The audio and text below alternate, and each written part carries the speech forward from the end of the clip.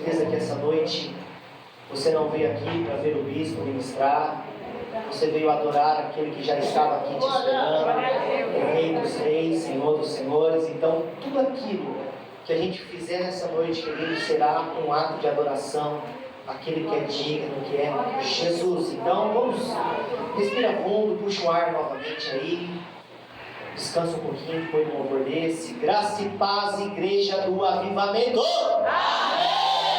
Glória a Deus. Querido, como é bom poder estar aqui nessa noite. Pergunta para essa pessoa que está do seu lado, com muito amor e carinho, dizendo: você está vivo? Aí diga para ele agora: você já agradeceu por isso? Tivemos um final de semana difícil. Aqueles que sabem ou acompanham, tivemos a perda de um grande homem, pai da pastora Sil. Só Jesus pode confortar o coração nesse momento, querido. Mas eu quero ministrar porque diante de um momento como esse, muitas coisas passam na nossa mente. É só diante da morte que nós iremos valorizar a vida. É só diante de um momento muito difícil que nós vamos valorizar a oportunidade. E essa noite, realmente, querida, é uma noite de muita celebração. É uma noite que nós vamos ministrar e celebrar uma das festas bíblicas, a festa de Purim, ou Pur. E você vai entender, querido, por que celebrar. Porque a sorte foi lançada, mas um grande livramento aconteceu. Se você está aqui essa noite, eu queria que você parasse um pouquinho e pensasse. Para você que está aqui essa noite, quantos milagres já não aconteceram? Quantos livramentos você já não teve em toda a sua vida? E às vezes a gente vai imaginar e pensar que isso é obra do acaso. Mas isso é um trabalhar e um cuidado de Deus. Amém? Eu queria que você abrisse a palavra do Senhor no livro de Esther. Esther, capítulo 9, versículo 16.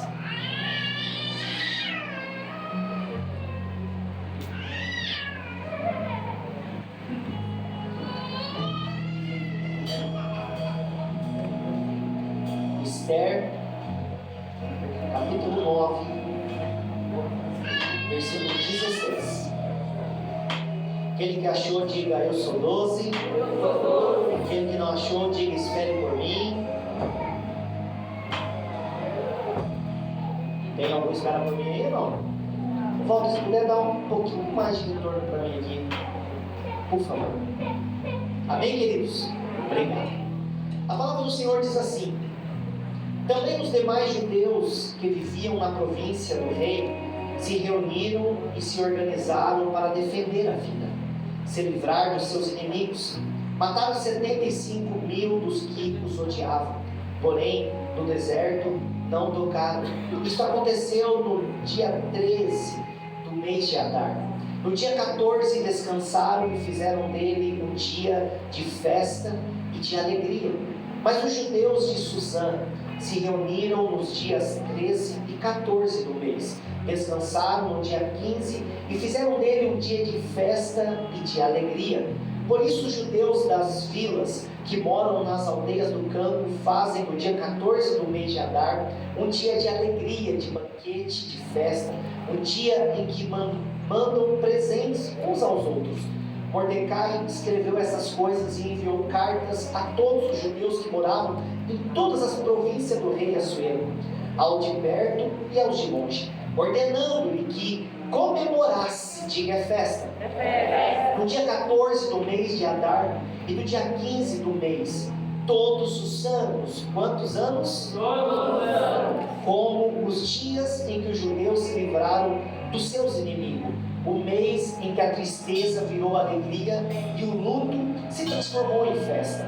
Esse foi dias de festa e de alegria, de troca de presentes e dádivas aos pobres.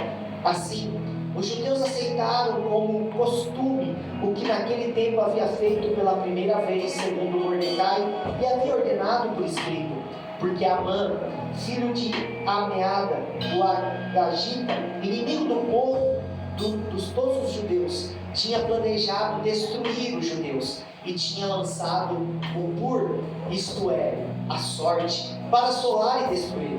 Mas Ester foi falar com o rei, e ele ordenou por cartas que o plano perverso de Amã, que ele tinha elaborado contra os judeus, recaísse sobre a própria cabeça dele, que eles e seus filhos fossem enforcados.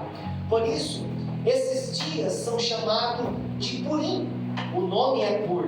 Daí, por causa de todas as palavras daquela carta e de todo o testemunho do que lhe havia acontecido, os judeus decidiram que eles mesmos e os seus descendentes, todos os que viessem a juntar-se a eles, não deixariam de comemorar esses 2 dias, segundo o que havia escrito a respeito dele no tempo marcado, todos os anos.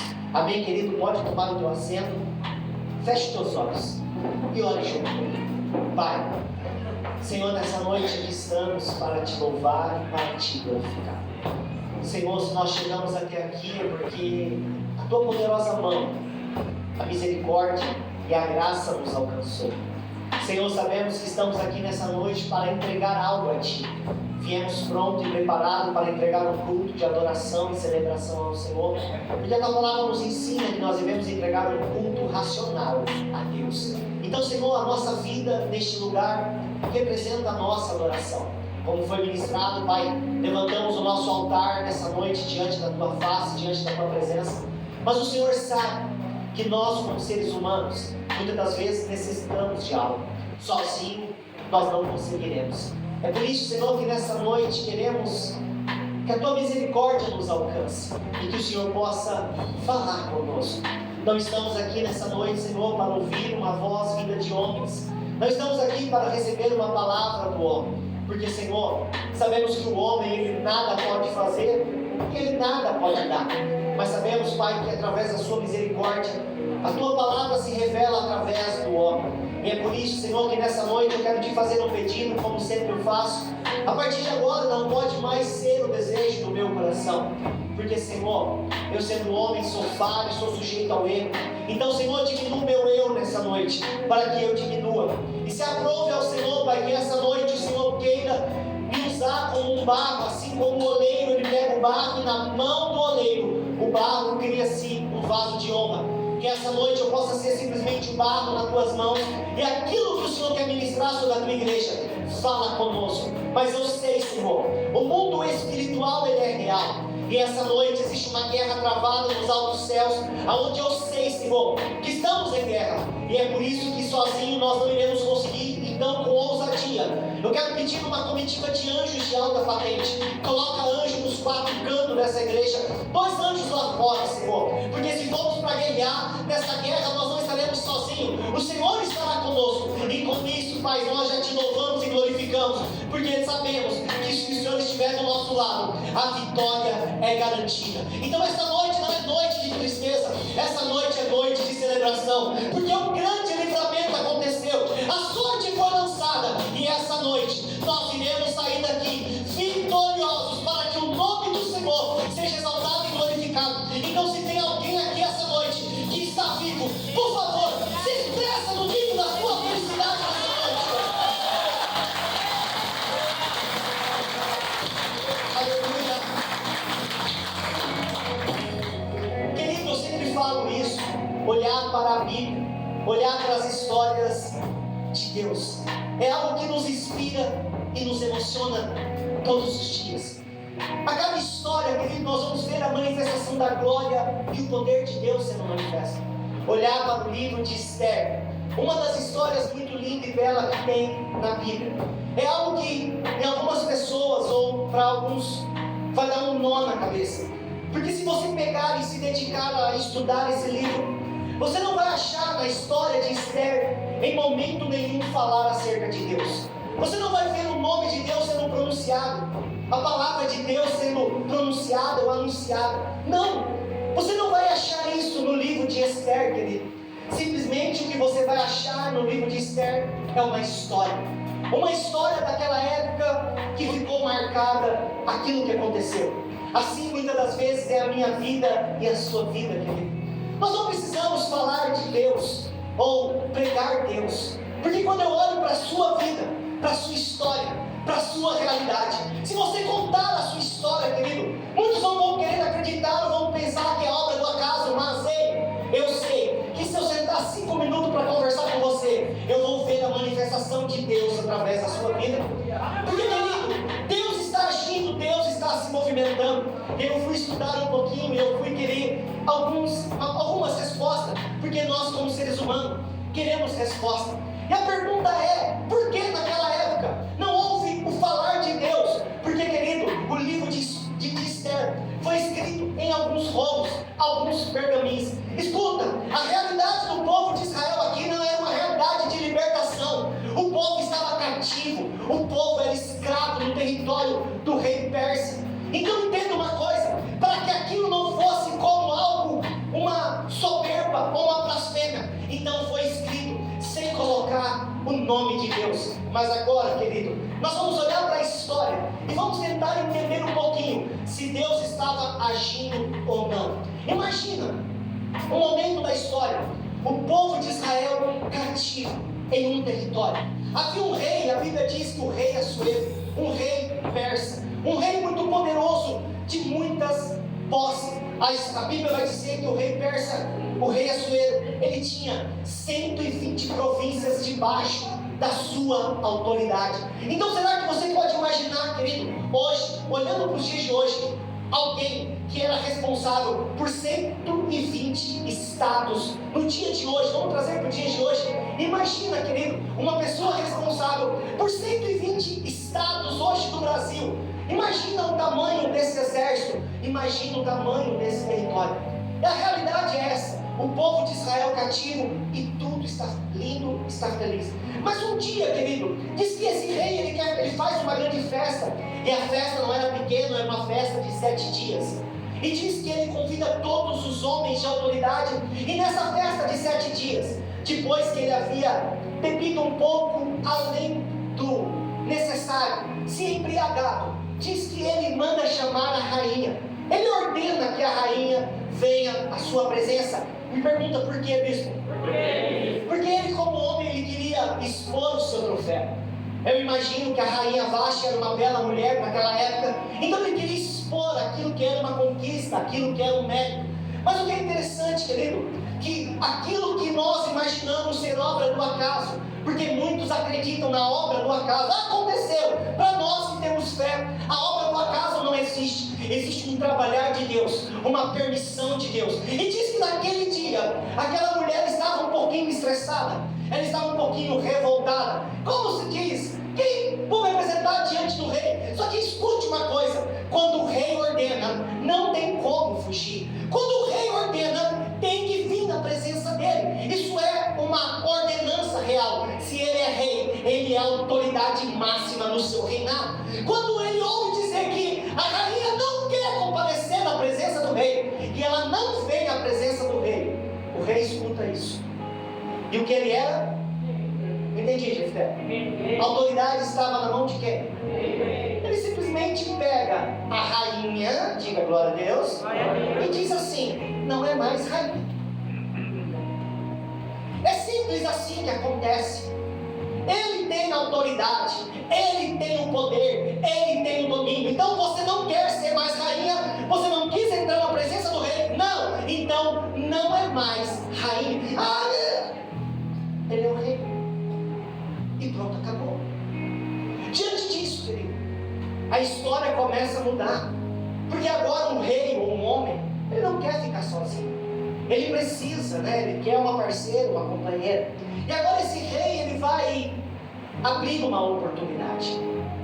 Ele vai mandar recado em todas as províncias do seu reinado. E a ordem é: eu quero mulheres belas, virgens, jovens, puras, para ficar um tempo no palácio. E durante esse período, do tempo determinado, eu vou escolher a que será a futura rainha. Mas diz a história que existem alguns homens de oportunidade. Diga: esse sou eu. Esse sou eu. Existe, na história diz que havia um homem chamado Mardoqueu ou Mordecai. Algumas traduções vai dizer Mardoqueu ou Mordecai. E diz que esse homem, ele era um escravo. Diga comigo, ele era um escravo. Diga o que ele era, igreja? Diga, ele só era escravo. Diga, a mente dele não era de escravo.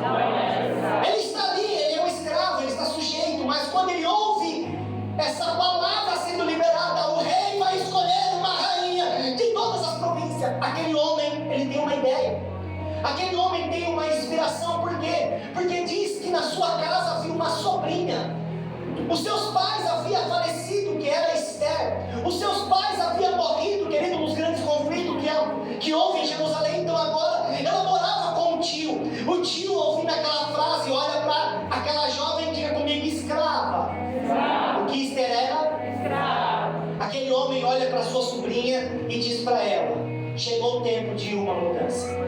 Chegou o tempo de uma oportunidade. Imagina a sobrinha olhando, falando: tio, mas como assim? Você vai se tornar rainha.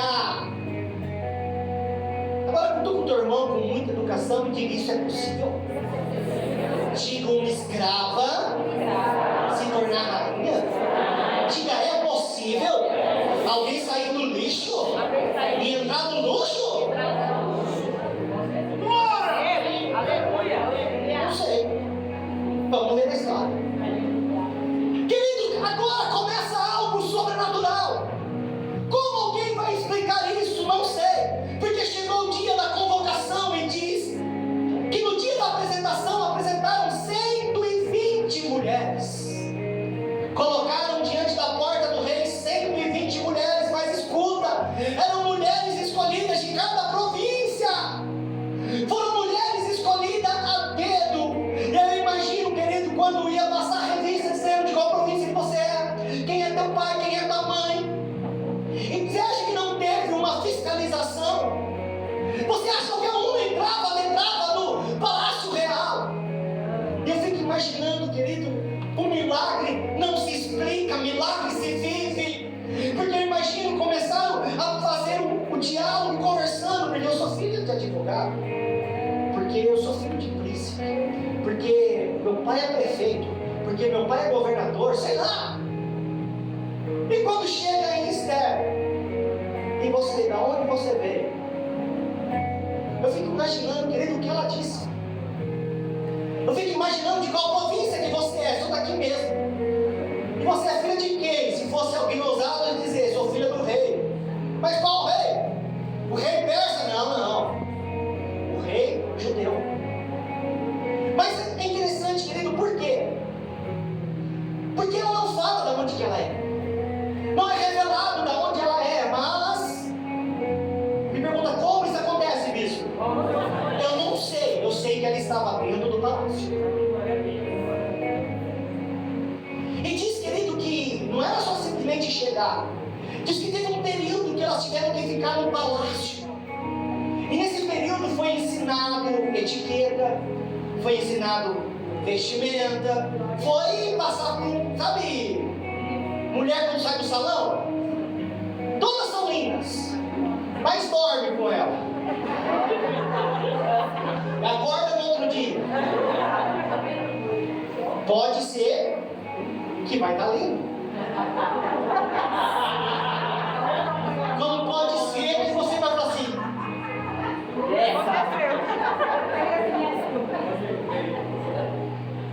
por isso tem que existir amor, porque o amor supera tudo.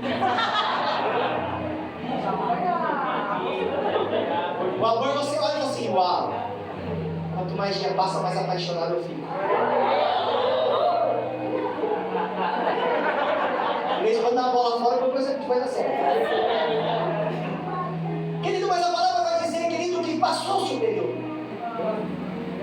Imagina um rei escolher diante de 120 mulheres. Tem que escolher uma. Porque esse rei já estava no caminho certo, ele não queria várias. Ele era um pouquinho mais inteligente do que Salomão, mesmo sem ter sabedoria do céu. E diz que ele vai passar a revista e vai escolher, e vai passar, e vai passar. E quando ele chega diante de Esther, amor à primeira vista. Porque quando Deus tem um trabalhar, querido, em especial na vida de alguém, briga. Quando Deus tem algo especial na vida de alguém, você pode estar no meio de uma seleção, por mais difícil que ela seja, querido. As pessoas vão olhar para você e vai conseguir ver algo diferente, vai enxergar algo diferente. E diz que naquele dia, querido, a rainha Esther, ou a Esther, a escrava, foi escolhida. Quebrando alguns paradigmas, quebrando alguma superstição. Aquilo que não era, agora vai ser. E a pergunta é, para quê? Não é para quê, é por quê. Por que isso está acontecendo? Porque Deus tem um propósito. Por que está acontecendo isso na minha vida? O que eu estou fazendo aqui hoje? Ei, você está aqui hoje porque Deus tem um propósito com você. Não é obra do acaso. O tempo passou, ela se torna rainha, as coisas estão acontecendo e glória a Deus. Mas diz a palavra do Senhor, querido, que vai começar um tempo de perseguição. Por quê, querido? Porque existem momentos que o inimigo, como foi ministrado, vai nos provar. Você vai ser testado. Diz que um abençoado, para não falar outra palavra, chamado Amã, era um demônio em pessoa. Você conhece alguém assim? Você fala não. Um homem perturbado, um homem maldoso, um homem que no teu coração só queria derrubar as pessoas, um homem ambicioso, um homem prepotente, um homem soberbo, um homem que todos os adjetivos ruins nós podemos atribuir a esse homem. Um homem que queria glória para si, um homem que queria ser mais do que o próprio rei.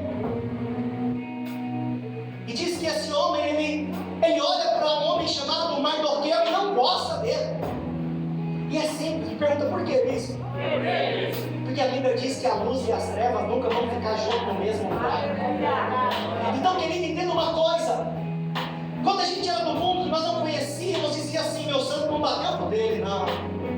Ó, você lá e eu cá. Hoje nós falamos assim, não testificou. Agora, por que não testificou? É duas uma, querido. Ou pode ser que você é luz e ele é treva, ou pode ser que ele é luz e você é treva.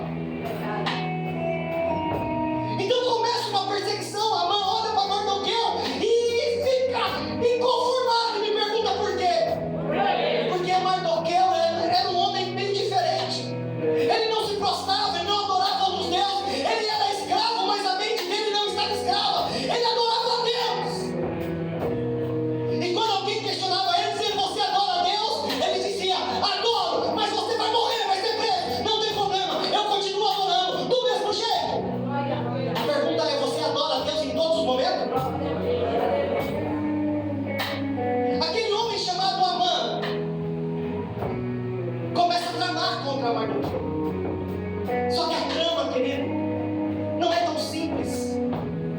A trama não era simplesmente matar Mardoqueu. Amã tem uma trama, querido, era o próprio diabo. Ele queria a morte de todos os judeus. Ele queria um extermínio. E olha o que acontece. Aproveitando a oportunidade, um dia o rei está sensível. O rei está sensibilizado. E diz que ele chega perto do rei, conversando com o rei, tramando contra todos os judeus. Ele consegue enganar o rei. Ele consegue persuadir ao rei. Isso me lembra muito do Jardim do Éden. Dizendo para o rei, rei, existe um povo aí que não merece estar nas suas terras. Existe um povo aí que é um povo perigoso, mas quem é? Os judeus. Esse povo é um perigo. Os judeus estavam quietinhos, estavam trabalhando, fazendo tudo certo. O rei ouvindo aquilo, é verdade, mas o que a gente vai fazer com esse povo então? Eu tenho uma ideia, diga qual, bispo? Vamos matar todo mundo. Agora uma pessoa em sã consciência, ouvindo uma proposta dessa, dizendo assim, vamos matar milhares de judeus, vamos matar todo mundo, vamos eliminar todo mundo. O rei ouvindo aquilo diz que, você quem sabe? Você quer fazer isso? Ele diz, quero matar. O rei tira o anel de autoridade, coloca na mão dele e diz para ele assim, faz da maneira como você quiser.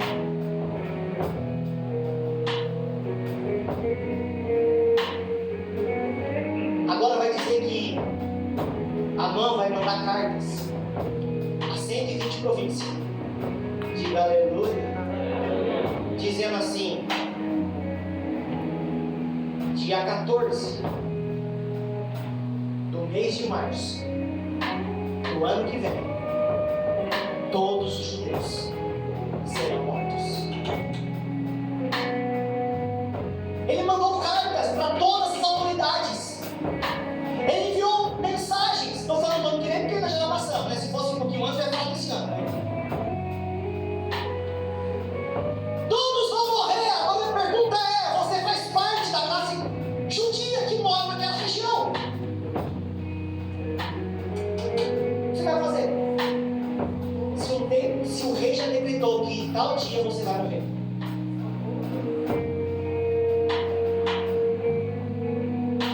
e aí? Como você ficaria? Alguém aqui quer morrer? Agora novamente aquele homem chamado Mardoqueu. Ele não se desespera. Ele só entende agora o porquê que Deus havia tocado no coração dele para levantar a sua sobrinha como rainha.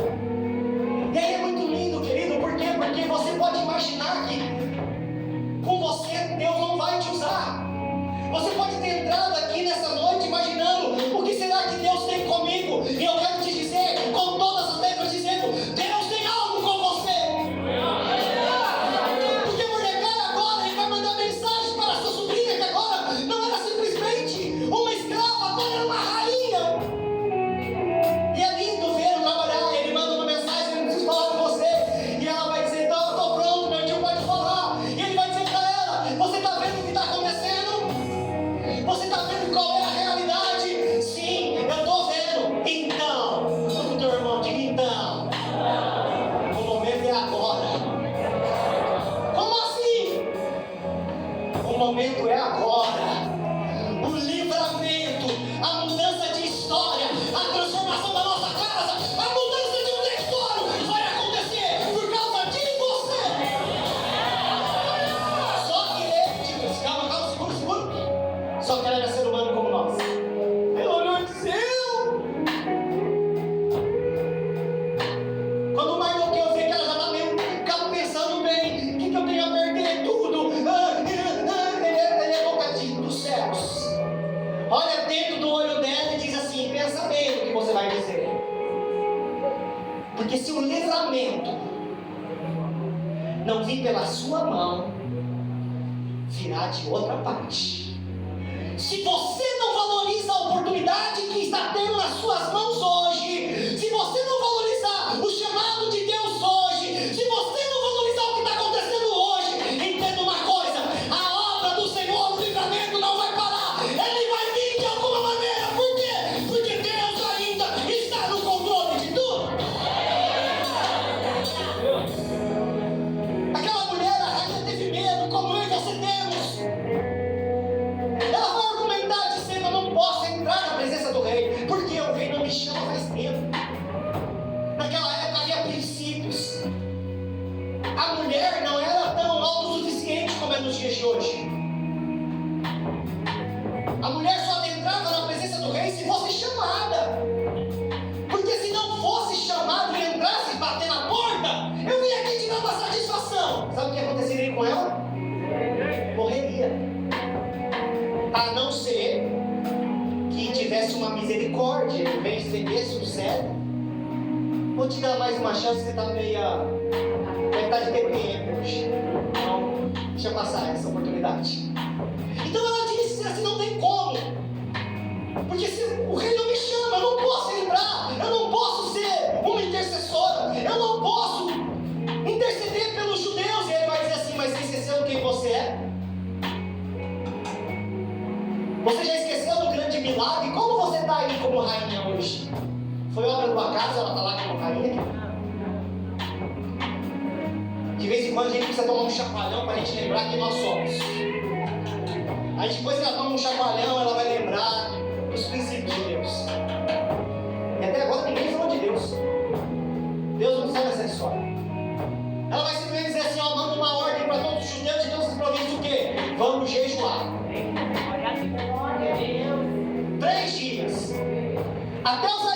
jejuar, imagina, coitado dos animais. Nós jejuamos consciente, imagina os animais com fome. Vamos jejuar, por quê? Porque eu preciso ter um milagre. Eu tenho que ter livramento. Vocês querem que eu morra primeiro? Diz que 3 dias, querido, vão orar agora para nós. Sabemos o que o jejum faz. Mas não é só simplesmente jejuar, é orar.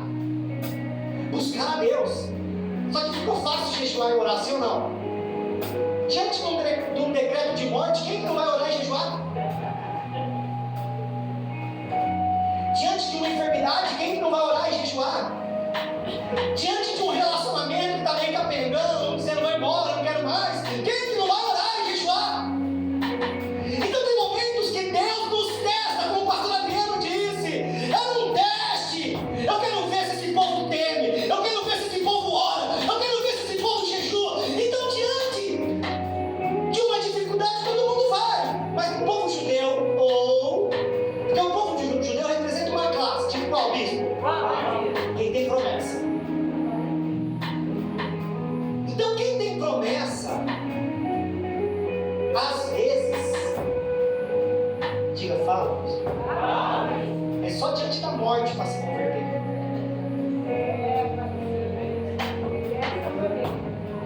É só diante do caos para dizer assim, ai, é melhor voltar. Vamos orar. Eles oraram 3 dias, jejuaram, até que chega o grande dia. Esther entra na presença do rei. Eu imagino aquele olhar de espanto dos guardas reais dizendo, e agora, hein? A rainha vai morrer. E diz que ela alcança a misericórdia. O rei pega o seu cetro de autoridade, estende diante dela e diz, pode entrar, minha esposa. Qual é o pedido? O que você necessita? Aí é onde a Bíblia diz que a mulher sábia é dificular, né? Mas a tola faz o quê? Aqui só tem mulher sábia, né? Mulher gosta de falar, sim ou não? Sim. Aí ela entra diante do rei, ela está diante de um problema, sim ou não? E aí, se fosse mulher nos dias de hoje,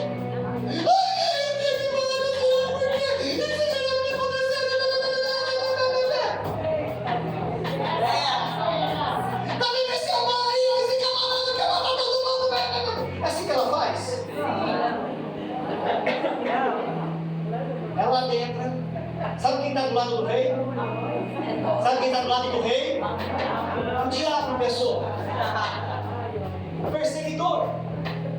Ela entra diante da presença do rei. A mãe era o braço direito do rei. Está do lado do rei. Imagina você olhando para o teu inimigo, sabendo que o teu inimigo quer te matar. Essa mulher aqui era pancada.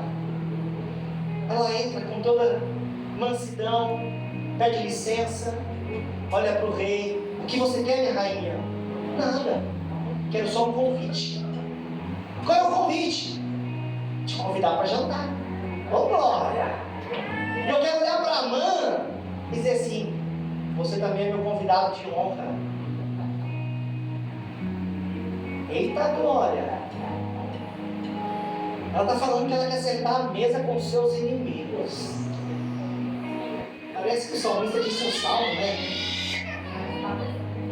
Que o Senhor ia colocar uma mesa, né?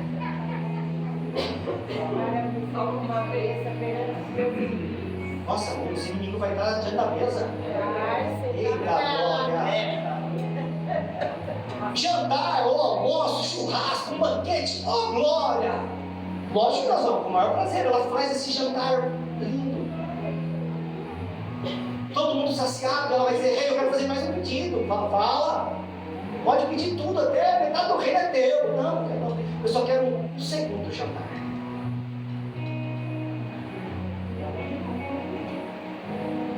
E aí a gente fica imaginando, mas que loucura. O que está acontecendo? Sabe o que está acontecendo, querido? É uma sabedoria que não é humana. É uma sabedoria dos céus para esperar o momento certo na hora de agir.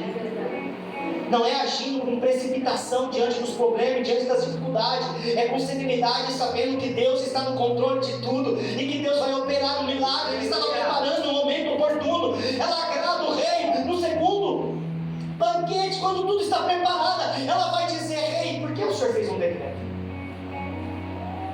Eu vim aqui hoje, rei, para despedir. Imagina o rei ouvindo assim: como assim? Eu vou embora. Como assim você vai embora? Eu vou morrer. Imagina um rei apaixonadão. 2 banquetes. Feliz da vida. Como assim? Como assim você vai morrer? Não. Vão me matar. Já estabeleceram a minha morte. Imagina você ouvindo isso, querido. Imagina você ouvindo que alguém vai matar a tua esposa, que você ama, mãe dos seus filhos. Como já não foi cheirando o coração desse rei? Ele é o rei. Quem falou que vai te matar? Aí ela aponta o dedinho assim, ó.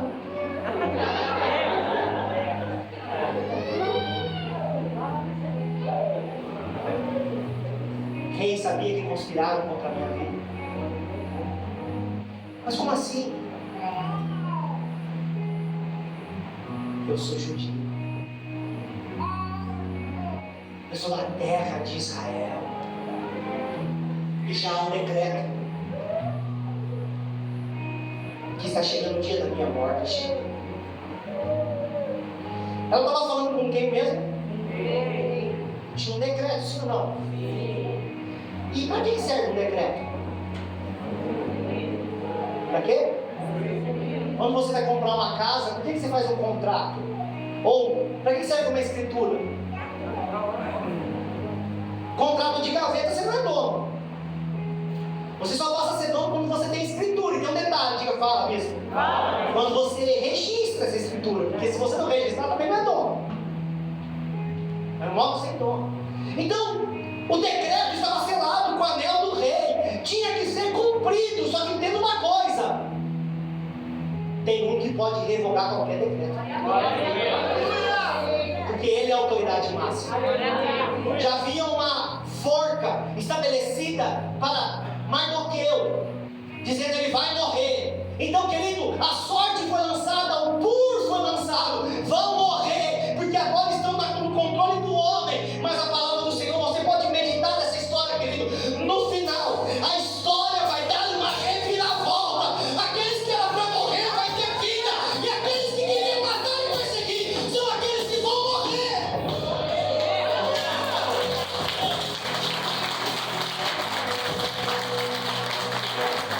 O inimigo conspirou para o povo de Deus, mas naquele dia que morreu foi o inimigo.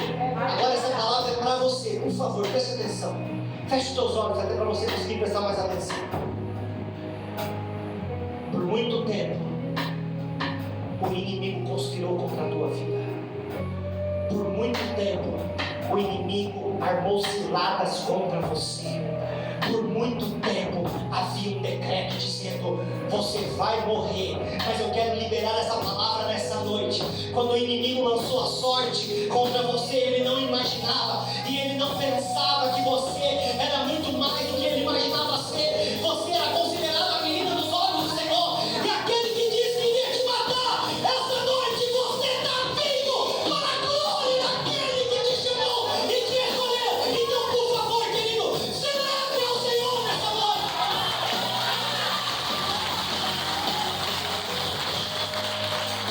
Todos nós estamos aqui nessa noite.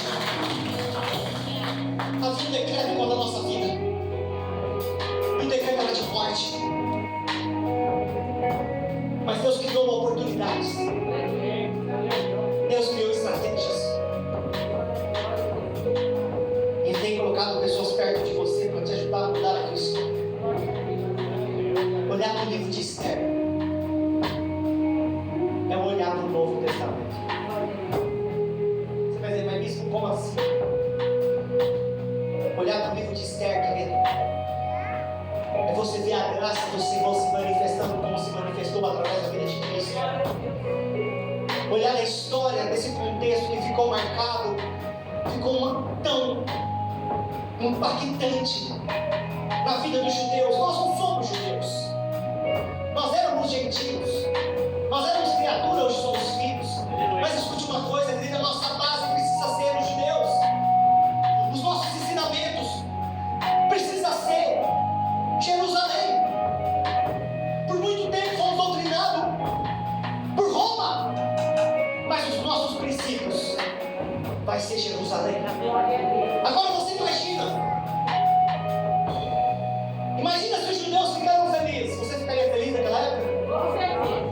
Eles estabeleceram entre eles, isso vai ser uma festa perpétua.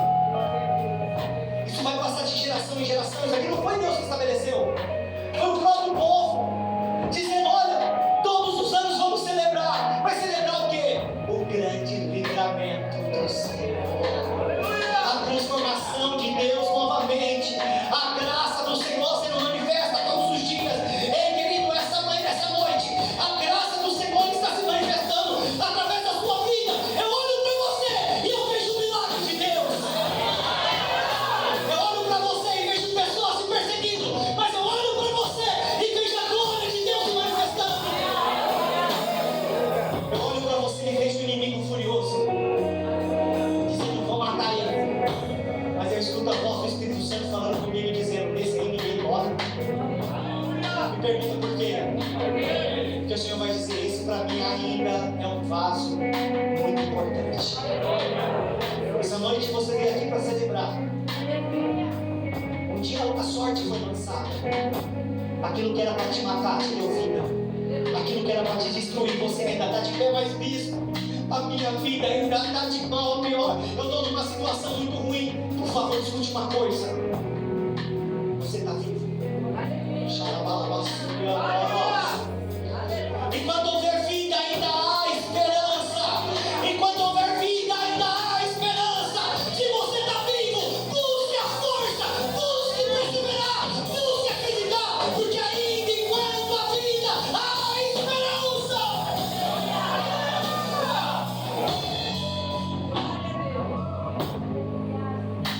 Aquele povo não se conformou. Tem um decreto do rei de morte. Diga comigo: estou nem aí. Diga: o decreto para mim é vida. O inimigo estabeleceu que ele veio para matar, roubar e destruir. Mas Jesus estabeleceu dizendo: eu vim para dar vida, e vida com abundância. Então essa noite não é uma noite de choro. Essa noite é uma noite de celebração. Deixa os problemas de lado um pouquinho. Deixa os insucessos de lado um pouquinho. Porque esse momento de tristeza e derrota é passageiro. Vai passar. E quando chegar o dia da vitória, você vai estar como os judeus, dizendo assim: ó, pode marcar. Porque todo ano, nessa data, vai ter festa, vai ter celebração. Porque o que era para ser morte se tornou em vida. O que era para ser destruição se tornou em conquista. Ei, querido, o ano de 2023 na sua vida vai ser um ano que você vai celebrar todos os anos, porque você vai ver a sua vida sendo transformada poderosamente. Diga comigo agora, diga: esse ano é o ano. Diga: na minha vida, na minha casa, na minha família, diga: tudo vai mudar. Tem um camarada aqui que até mudou de cidade já.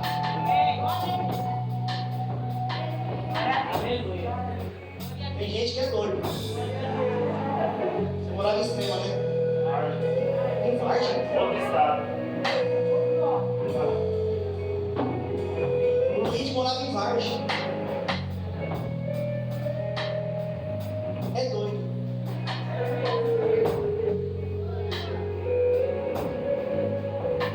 É doido porque decidiu mudar para Itapé. Agora me pergunta: para quê? Só para seguir Jesus aqui.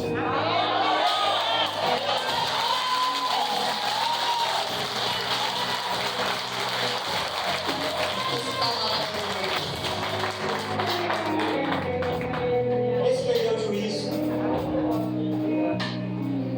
Eu fico imaginando Jesus.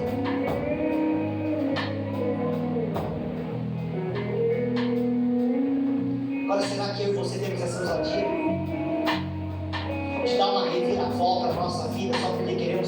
Senhor? Será que eu e você estamos preparados para dizer não para algumas amizades porque eu quero servir ao Senhor? Será que eu e você estamos decidindo hoje dizer não em alguns ambientes porque agora eu quero servir ao Senhor? Vocês vão ouvir muito falar sobre o Luiz. Pode marcar. Pode ficar preparado, porque tem muita bênção vindo na tua vida. Aquilo que os olhos não viram, aquilo que a vida ouvido não ouviu, essa é pra ouvir nessa noite. Aquilo que você nunca imaginou, eu quero liberar essa profecia. Esse ano vai chegar surpresa na tua casa. Deus está abrindo o céu. O ano de 2023 vai ser o ano da igreja brasileira. Deus vai cuidar da igreja brasileira.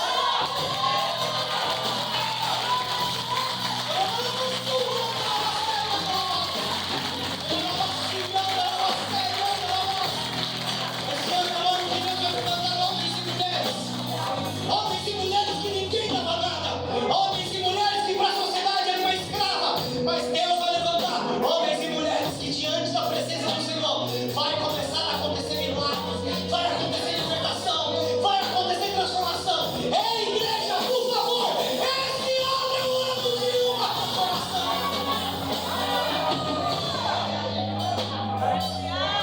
Se coloque de pé.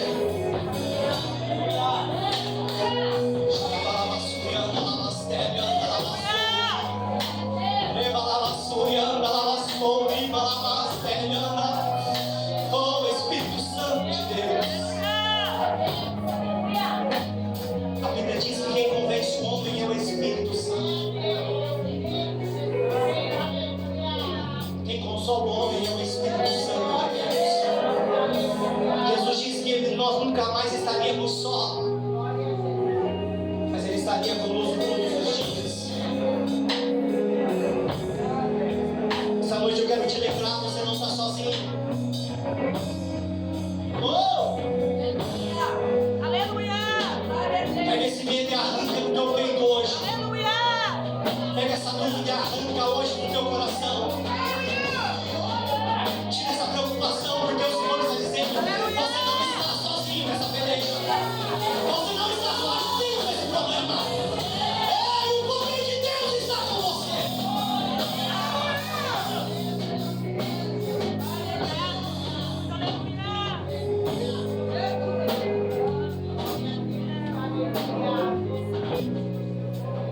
O inimigo queria te ver cair. E ele está furioso porque hoje ele está te contemplando você de pé.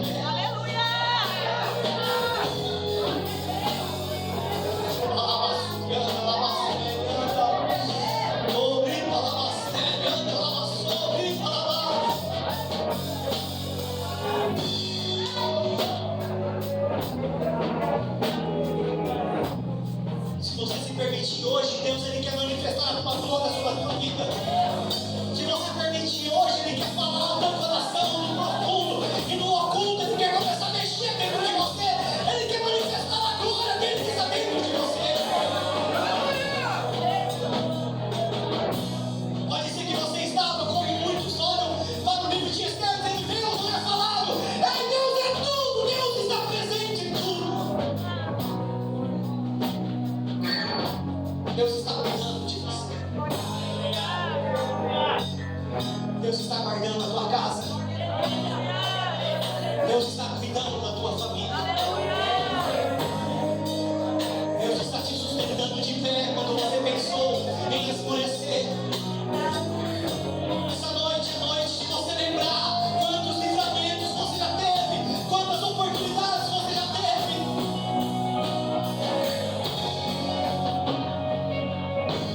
Essa noite é noite de se colocar de pé. Quando eu falo colocar